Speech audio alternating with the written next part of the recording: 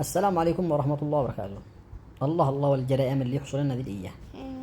أمانة إن قد اكتشفوا الأخبار باليمن.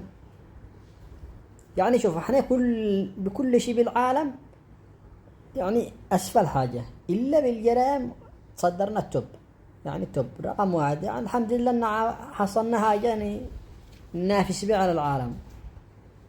إيش اللي يحصل لنا ربيعكم؟ يعني ما خلصناش من قضية حنين البكري. طلعونا هذه قضية صاحب بنت اللي بريمه اللي جلدومي وحرقومي وعذبومي. ما خلصناش من القضية حق صاحب تريمي هذه البنت الطفل إلا وطلعنا قضية اللي بعدنا اللي طعن اللي مرضوش يزوجوه طعن مدري كم 30 طعنة. ما خلصناش من القضية حق صاحب عدن.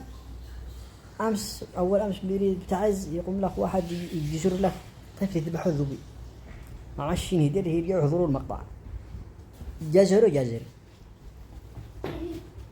ما خلق. المهم واحد يطعن أبوه، واحد يضرب أمه، واحد قتل أخته، واحد وقلنا لهم الحرب طولة علي الحرام إن عاد إحنا عادي وعاد عادي مقالة 8 مدري 9 زيدوا ساعهم.